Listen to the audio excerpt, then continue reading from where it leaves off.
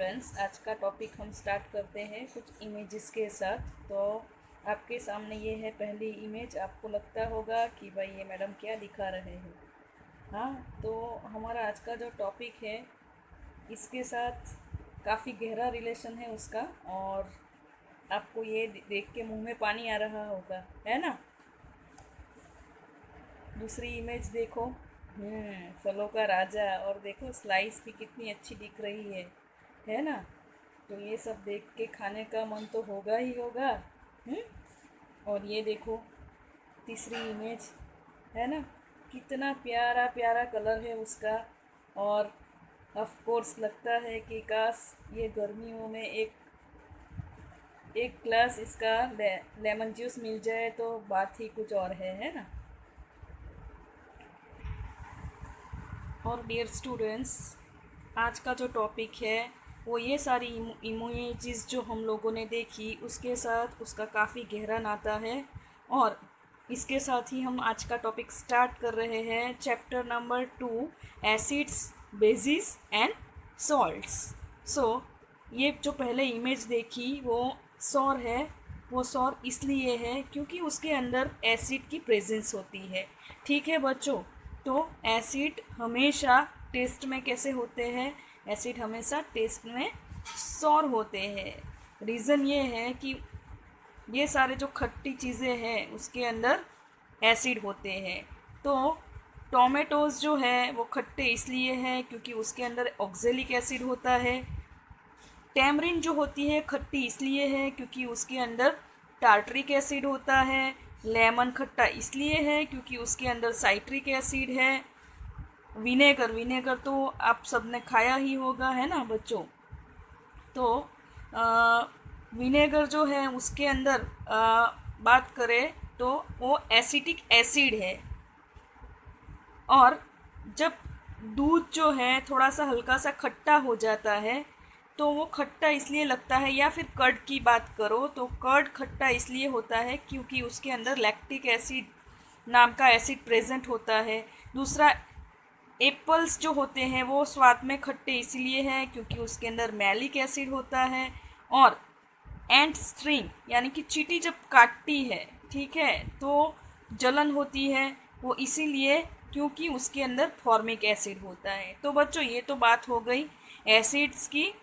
तो सबसे पहले एसिड्स जो है वो टेस्ट में खट्टे होते हैं। उनको टेस्ट करने के लिए भी लेबोरेटरी में हम कुछ टेस्टिंग्स करते हैं। तो अभी ये सारी चीज़ हम बाद में देखेंगे। पहले तो ये देखेंगे कि एसिड जो है वो उसको हम पर्टिकुलर सब्सटेंसेस को ही एसिड क्यों कहते हैं, सारे सब्सटेंस को एसिड्स क्यों नहीं कहते। कुछ चीज़ों को हम बेसिस भी की कैटेगरी में भी रखते हैं। तो बच्चों सबसे पहले हम देखते हैं कि सारी चीज़ों को अगर ये चैप्टर के पॉइंट ऑफ व्यू से अगर देखने जाए तो हम लोग जो है ये सारी चीज़ों को 3 कैटेगरी में कैटेगराइज कर सकते हैं। एक है एसिड, दूसरा है बेस, और तीसरा है न्यूट्रल।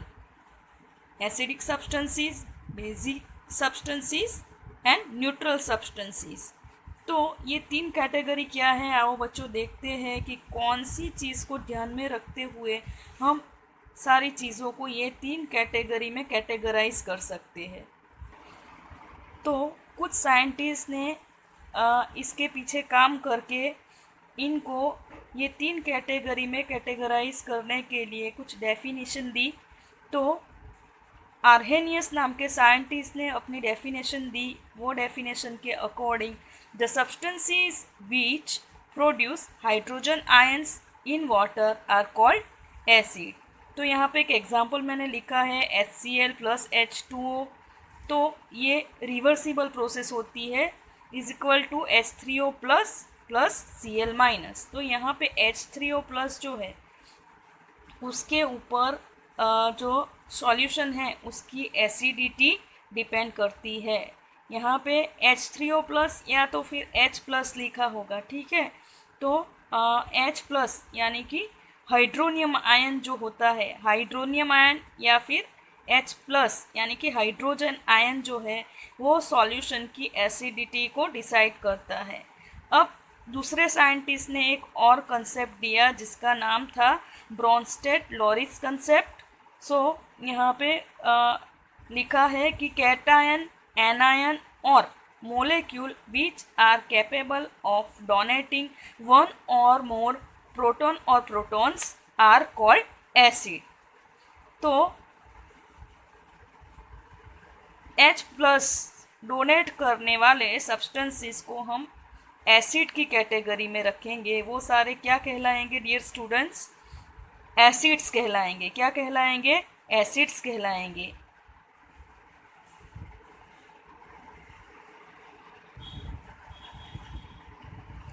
इससे पूरा उल्टा अगर देखें तो आर्हेनियस ने बेसिस के बारे में कंसेप्ट दिया था। उसके according the substances which produce hydroxy ion. So hydroxyl ion क्या होता है? जिसको हम लिखते हैं OH minus in aqueous medium are called bases. So यहाँ पे मैंने एक डियर स्टूडेंट्स एग्जांपल लिया है NaOH प्लस H2O।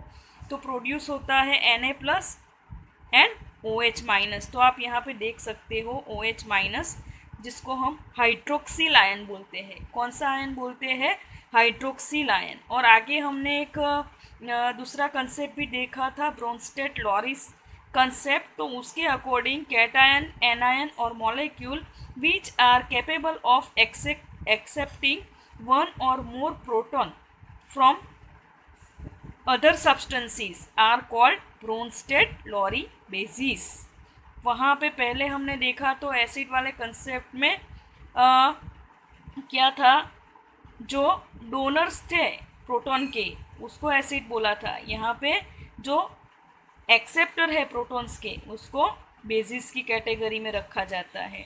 तो समझ में आया डियर स्टूडेंट्स? आज का जो टॉपिक है वो जानने से पहले हमको एटलीस्ट ये तो पता होना चाहिए कि भाई जिस चीज़ के बारे में हम बात करने वाले हैं आगे जाके, तो वो एसिड्स क्या होते हैं, बेसिस क्या होते हैं, और उसके बाद हम लोग आगे देखेंगे कि सॉल्ट्स क्या होते हैं।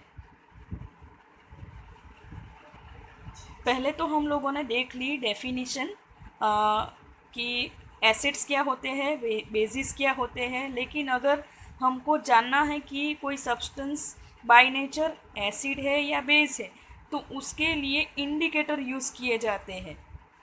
तो इंडिकेटर क्या है? सो यहाँ पे डेफिनेशन लिखी है, those chemical substances which give different colours in different medium are called indicators। Once again, those chemical substances which give different color in different medium are called indicators।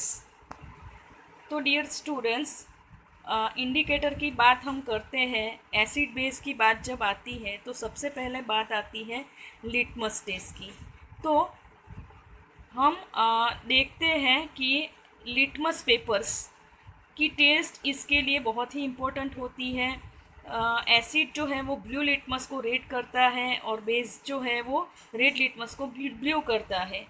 तो देखते हैं कि लिटमस पेपर कैसे होते हैं। Dear students, आप लोगों के सामने अब लिटमस पेपर की इमेज आ गई है। एक जो है वो ब्लू कलर का है और दूसरा जो है वो रेड कलर का है या पिंक बोल सकते हैं हम। तो यहाँ पे दो टाइप के लिटमस पेपर्स जो है वो हमारे सामने है स्क्रीन के ऊपर। एक जो है वो ब्लू कलर्स के है, जो सारे ब्लू कलर के लिटमस पेपर है, और दूसरे जो है वो पिंक कलर के लिटमस पेपर है या बोल सकते हैं हल्के रेड कलर के लिटमस पेपर्स है। तो डियर स्टूडेंट्स, जैसे मैंने बोला वैसे कि भाई इसकी अगर हम लेबोरेटरी में टेस्ट करते हैं तो यहाँ पे दो बीकर दिखाए हैं। एक बीकर जो पहले वाला बीकर है उसमें जो ऊपर का हिस्सा है वो ब्लू कलर का दिखता है, मतलब उसको अगर हम ऐसे ही कोई चीज़ में डिप नहीं करते तो ऊपर वाला हिस्सा जो है वो डिप किए बगैर का है, जो कि वो ब्लू है, और आधा पार्ट जो है वो सॉल्यूशन के अंदर डीप है और उसका कलर जो है वो चेंज हो चुका है। उसका कलर जो है वो लाइट रेड कलर का लाइट रेड कलर का हो चुका है, उसका मतलब ये पहले वाला जो पहले बीकर में जो सॉल्यूशन है वो बाय नेचर कैसा होना चाहिए डियर स्टूडेंट्स। जैसे ही मैंने पहले आपको बताया कि एसिड्स जो होते हैं वो ब्लू लिटमस को कैसे बनाते हैं, वो ब्लू लिटमस को रेड करते हैं। उसका मतलब पहले नंबर के बीकर का जो सॉल्यूशन है वो बाय नेचर कैसा होगा, एसिडिक होगा। और दूसरे नंबर के बीकर में आप देख सकते हो कि दूसरे नंबर के बीकर में जो आधा हिस्सा बीकर के अंदर गया है,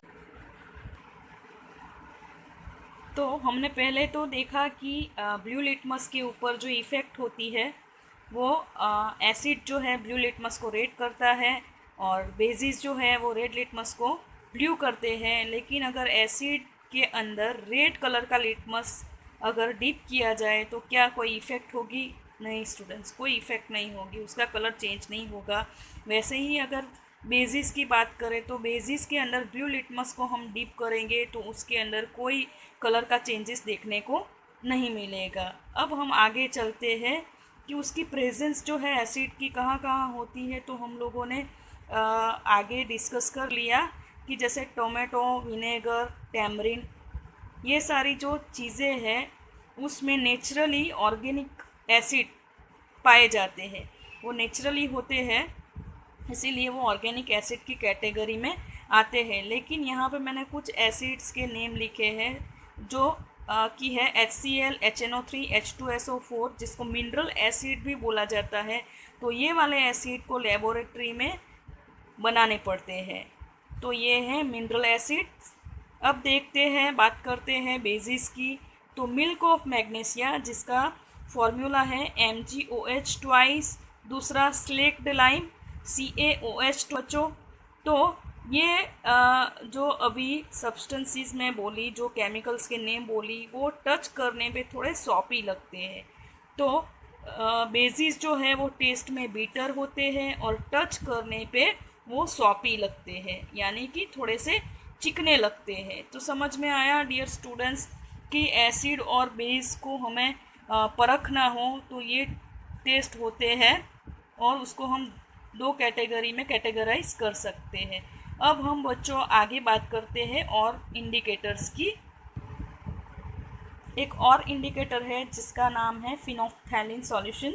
सो फिनोफ्थैलिन सॉल्यूशन जो है वैसे कलरलेस होता है, लेकिन अगर एसिड के साथ जब वो रिएक्ट करता है तो कोई कलर का चेंजेस नहीं दिखाता है। लेकिन अगर बेस के अंदर फिनोफ्थैलिन की 2-3 बूंदे डालें तो उसका कलर पिंक हो जाता है।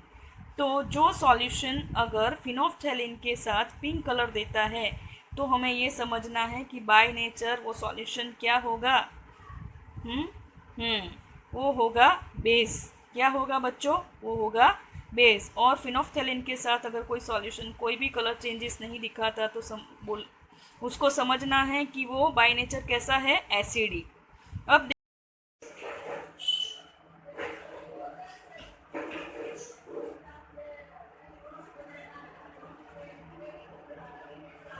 देखते हैं और एक इंडिकेटर मिथाइल ऑरेंज। नाम पे से ही पता चलता है कि उसका कलर कैसा होगा, ऑरेंज कलर का होगा। तो जब वो एसिड के साथ रिएक्ट करता है डियर स्टूडेंट्स तो रेड कलर का होता है और रेड कलर का हो जाता है, और वो बेस के साथ जो है वो येलो कलर देता है।